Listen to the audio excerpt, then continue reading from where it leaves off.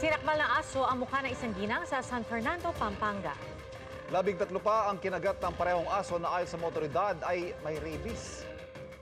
8 na ang nasawi sa Bicol Region ngayong taon dahil sa rabies.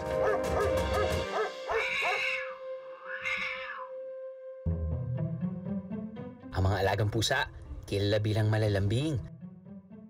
Pero tila may hangganan din daw ang pagiging sweet ng mga muning. Patunay rito ang sinapit ng 6 na taong gulang na bata sa Misamis Oriental. Ang batang si Casey, kinalmot sa mukhaan ng isang ligaw na pusa. Bumalik naman daw agad ang sugat kaya hindi na nila ito pinansin pa.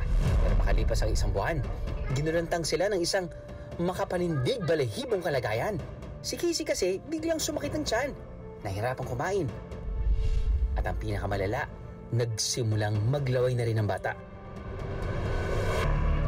1 buwan matapos kalmutin ng ligaw na pusa, sunod-sunod na raw ang pananakit ng tiyan. Hirap sa pagkain, pag-inom, at pagtulog ng batang si Casey. Hanggang sa nasisilaw na raw siya sa ilaw at takot na rin siya sa hangin.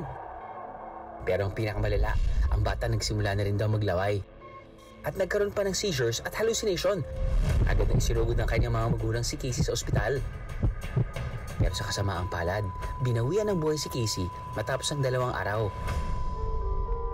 Kabilang si Casey sa 55 kaso ng mga Pilipinong namatay dahil sa rabies nitong unang quarter ng taon. Ang rabies po ay natatransmit through saliva o laway. So kadalasan sa kagat ito talaga nakukuha, specifically sa kagat ng hayop na may rabies na. Pero ayon sa eksperto, maging sa kalmot ng mga hayop, pwedeng may pasa raw ang rabies. May tinatawag din kasing non-bite exposures. Kabilang dito ang mula sa kalmot ng mga pusa o kaya naman kapag dinilaan daw ng hayop na may rabies ang open wounds ng isang tao.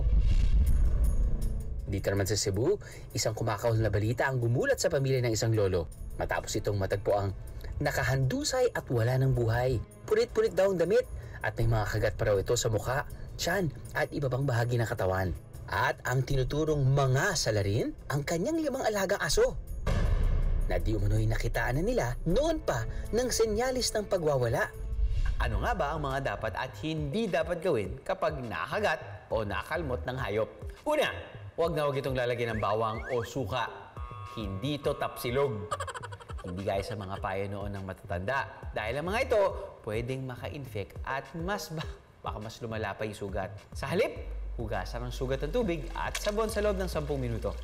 Kapag natuyo, lagyan ito ng antiseptic o yung mga gamot na pangontra sa impeksyon. Huwag na huwag ipagsawalang bahala kahit maliit lamang ang kagat o kalmot. Pinakamabuting pumunta agad sa pinakamalapit na ospital o health center para magpatingin sa eksperto. At higit sa lahat, sundin ang payo ng mga doktor kung kinakailangan magpabakuna ng anti-rabies.